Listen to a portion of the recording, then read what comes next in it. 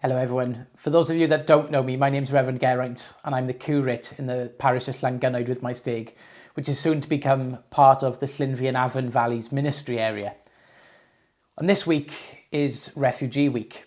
As we travel through the week, we have an opportunity to reflect on what it's like to be a refugee. And we celebrate the contribution, the creativity and the resilience of refugees and people seeking sanctuary. So what comes to mind when you hear the word refugee? What do you think of? Are you aware that most refugees leave their home as a result of war and terror? In a little while, I'll introduce you to a friend of mine, Dr. Farbod Babolhavaeji, who is currently a consultant in emergency medicine at the University Hospital of Wales. But Farbod came to this country as a refugee.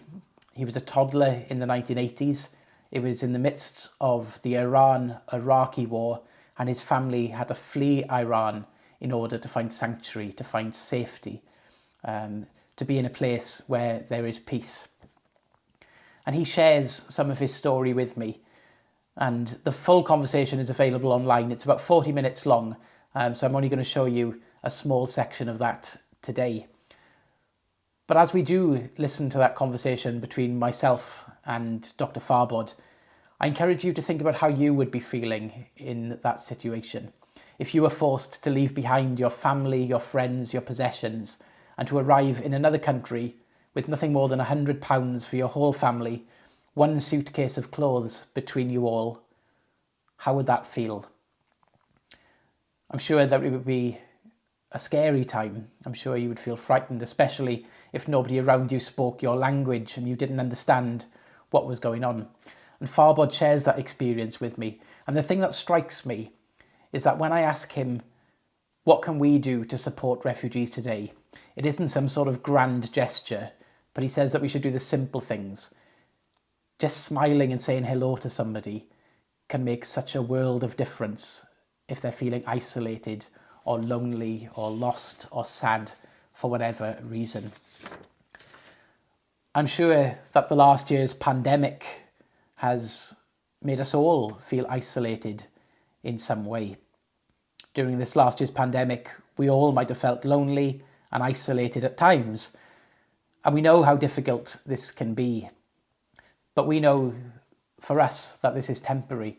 But for those forced to flee their homes as a result of war and terror, searching for peace, this is often a permanent thing. They have to leave behind their culture, their family, and start again from scratch in a country they don't know, in a place where most people don't understand their language and they don't understand the language of the people around them. And Farbod also tells me a story about a friend he met. And this was when he was in school, when he was in primary school, and he met his friend Kevin. They didn't speak the same language, but they became friends, and they became friends just through the simple gestures of kinship, friendship, and the universal language of playing together as young children. And they stayed lifelong friends as they developed as children, as they went through school and various life events. Eventually, Kevin became Farbod's best man at his wedding. So something as simple as just being willing to play with somebody when you're a child, to talk to somebody, to say hello, to smile, can have massive implications on somebody's life. Because the same is true in reverse. If we aren't kind, if we say hurtful things to people, then the opposite happens and we become isolated, we become lonely. And ultimately, the world is a better place when we all just get along. So here's a short clip of the conversation that I had with Dr. Farbod.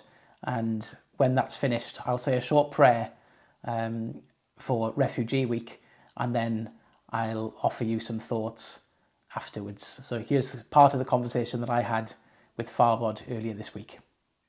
So, as I'm sure you know, Refugee Week is a UK-wide festival celebrating the contributions, the creativity and the resilience of refugees and people seeking sanctuary. And it was founded in 1998 and it's held every year around World Refugee Day.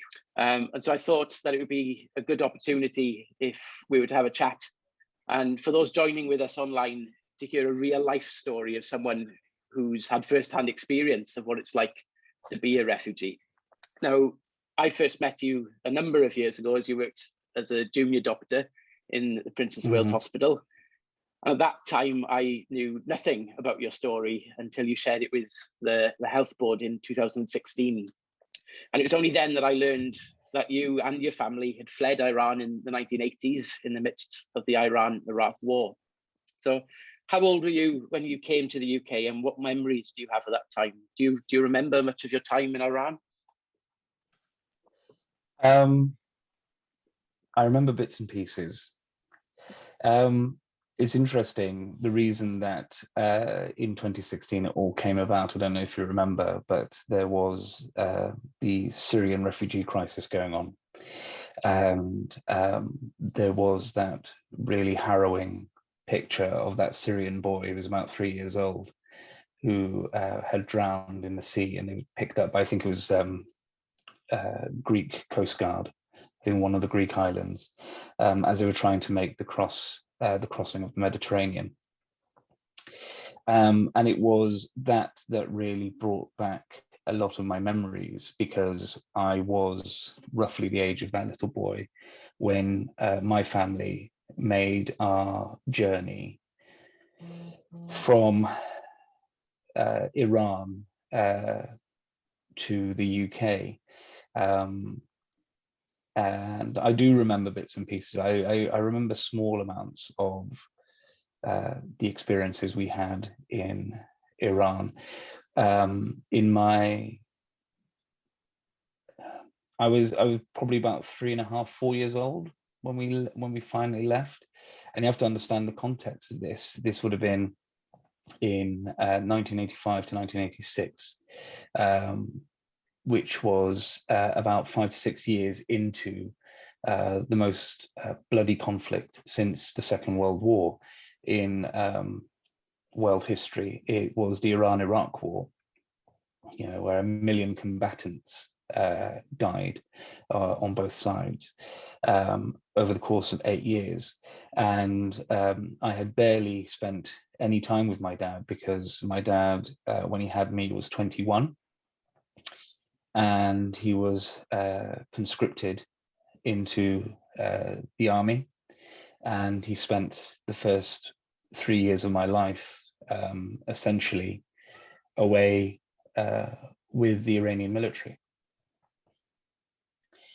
So we didn't really have much when we were in Iran. We lived in a relatively modest neighborhood in Tehran, and we spent a lot of our time either with grandparents. My mum, when she had me, was 20.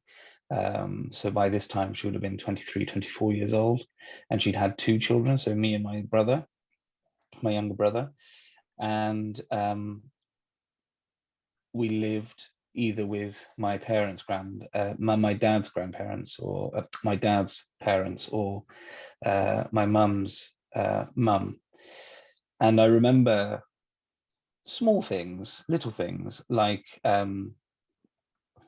during the rocket raids that occasionally occurred, and the sirens would go off, and then we would hide under the stairs with everyone, me, my baby brother, my mum, and my grandmother.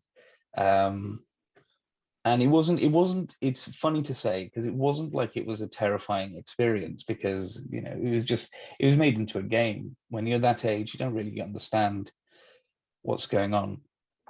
And we were just hiding in the cupboard, and we'd hide there for hours on end. I remember my grandmother doing a little bit of knitting.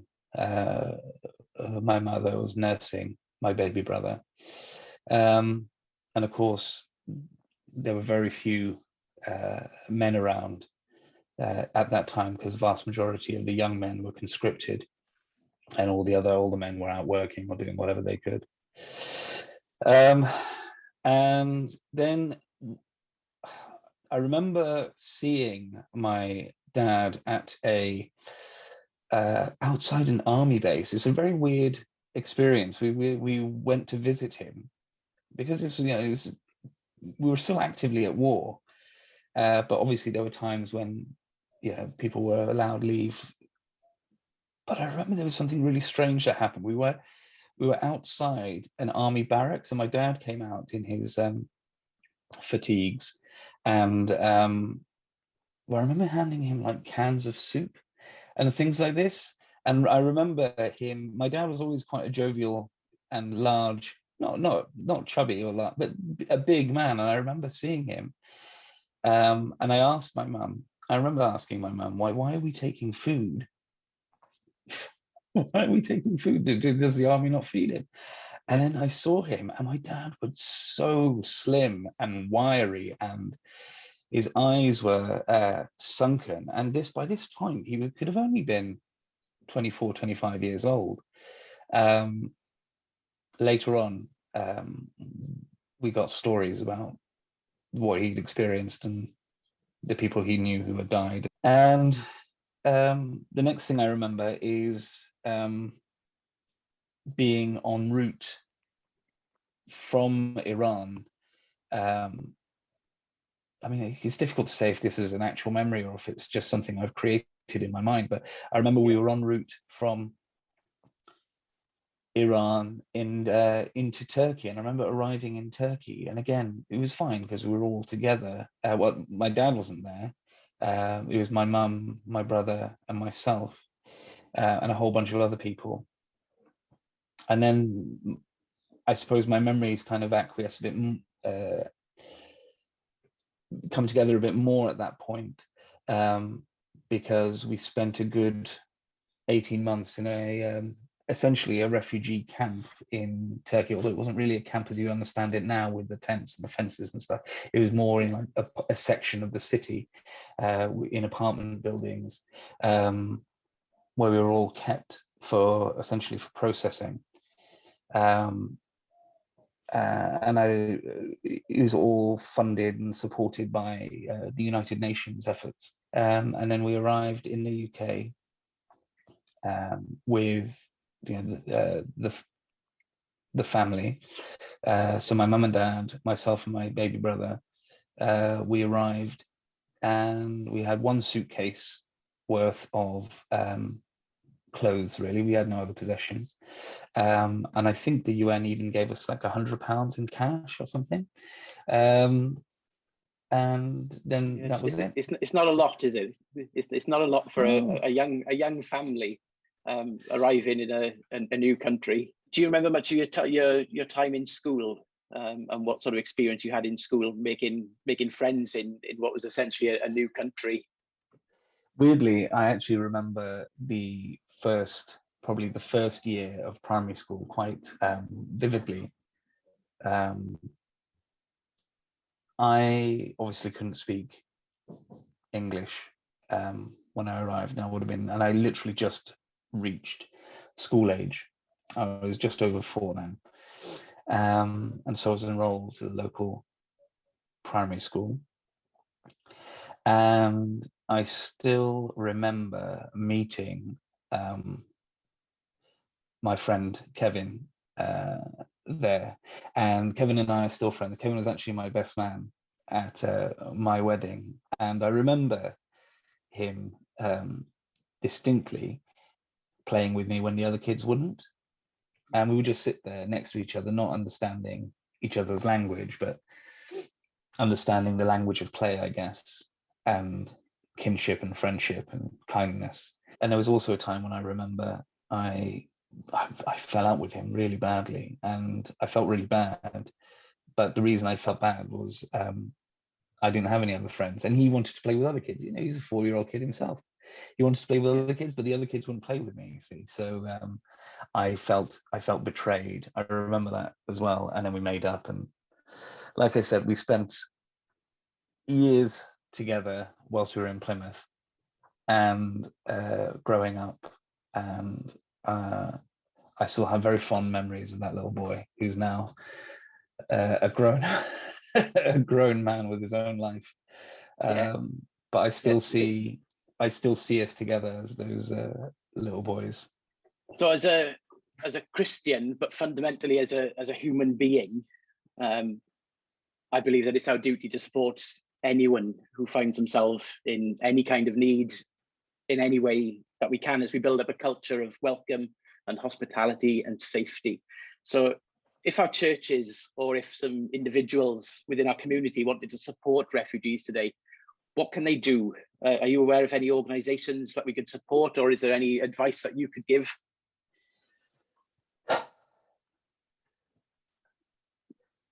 There are lots of really good organizations that you can support, and that's fine. And I actually think that that's really good, and I think you should, if you can, you should always try and help people, whether it just be with your time or with your finances. But I think more important than that is to engage with these people. If you see them, talk to them, find out their story, ask them, you know, what their home is like,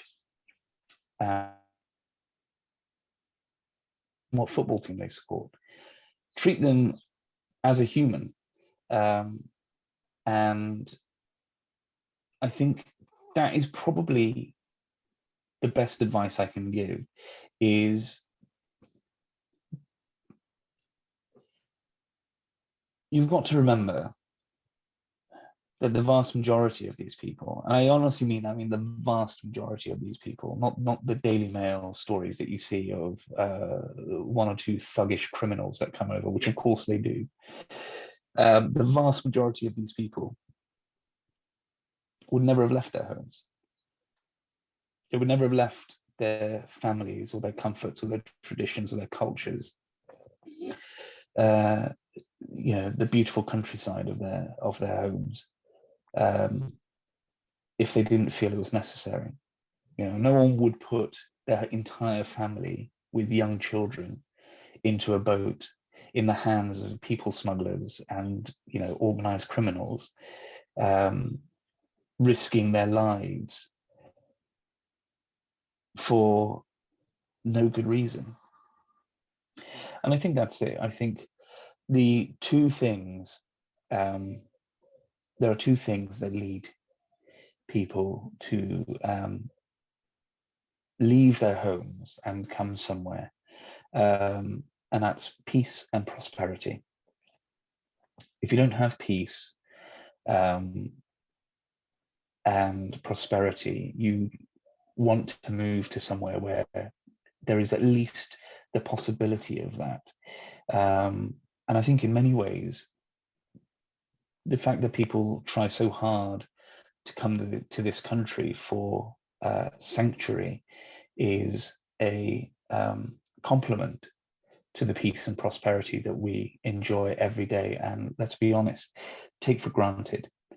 We are far too complacent in our understanding that when we look outside and the birds are singing and, you know, cars are driving and people are walking their dogs, that this is normality. But unfortunately, for the vast majority of people in the world, it isn't normality. It's we are in a highly privileged position in this country, and we need to recognize that and realize that actually, if we want to stop refugees existing, the way to do that isn't to bar them from entry or deport them to somewhere else or make it someone else's problem. That's just deferring the issue. What we really need to look at is the situation around peace and prosperity for all mankind. And if we all had it everywhere, we had that kind of security in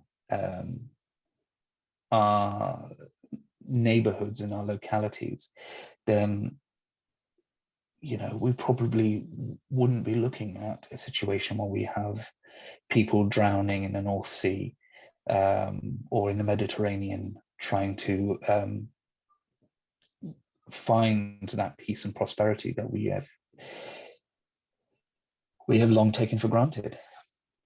Yeah, there's a great analogy, isn't there, about if the table's not big enough for everyone to gather around, don't build walls and fences, but build a bigger table, and exactly use the resources you have to be able to provide that place of safety and comfort, peace, and prosperity.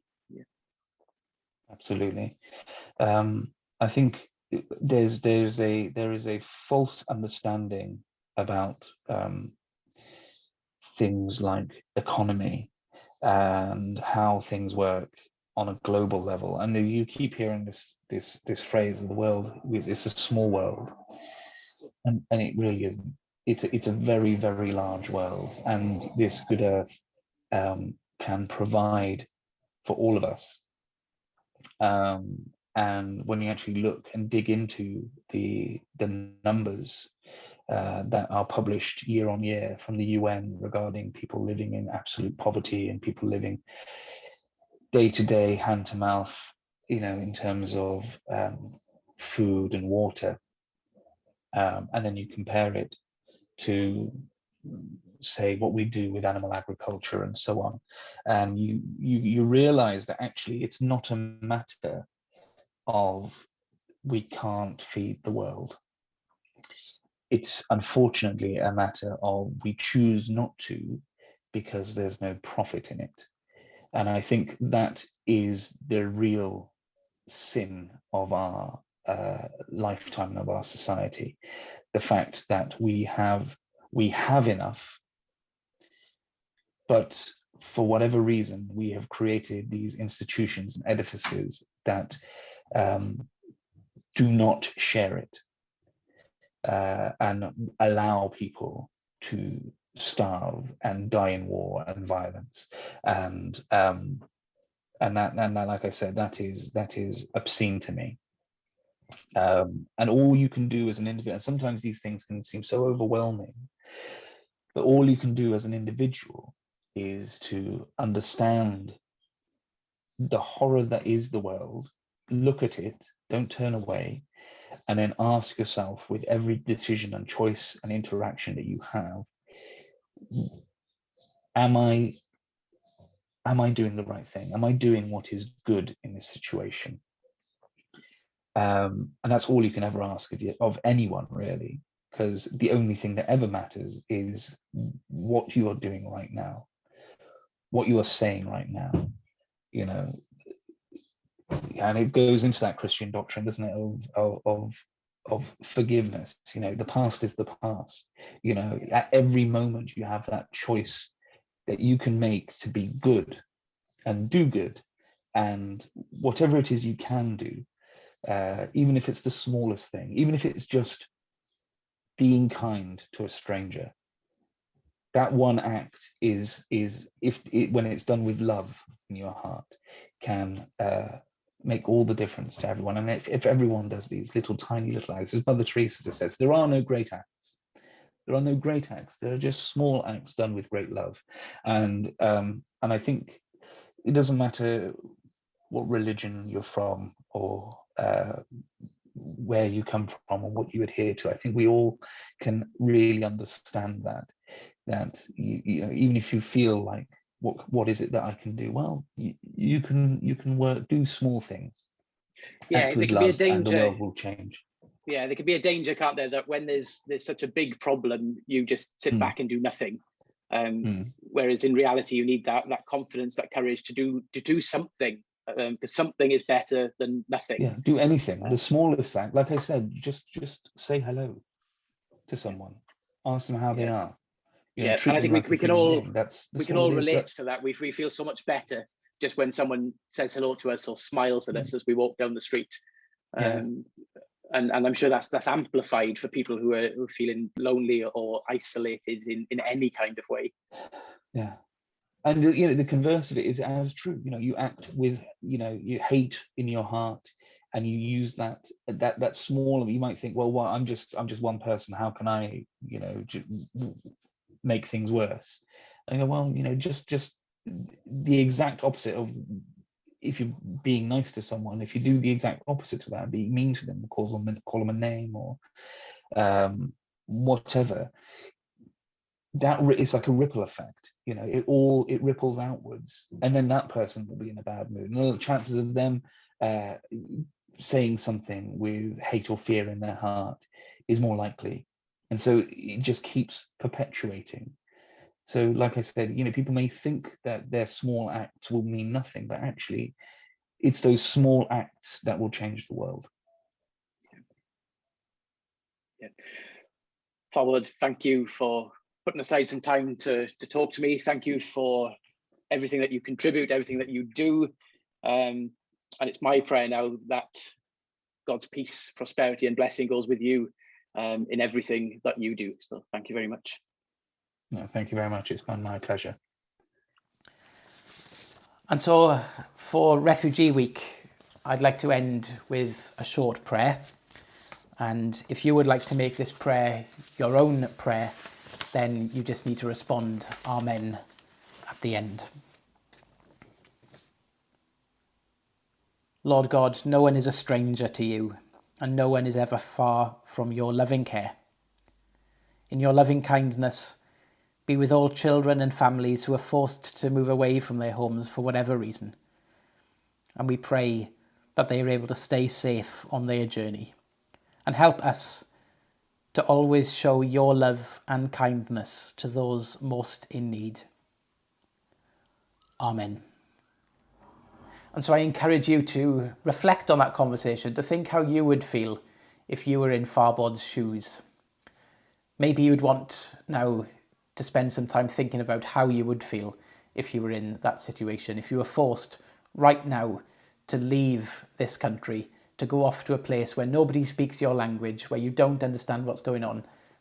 You may have your family around you, but all you have is £100 and one suitcase of clothes. How would you feel? You may want to write down some ideas. You may want to write a letter back to your family here in Wales. Or you may just want to stop for a moment and just reflect and think about how we can help to embrace those who are less fortunate than us, those who may speak differently to us or sound differently, act differently to us, how we can do our bit to be kind and to get on.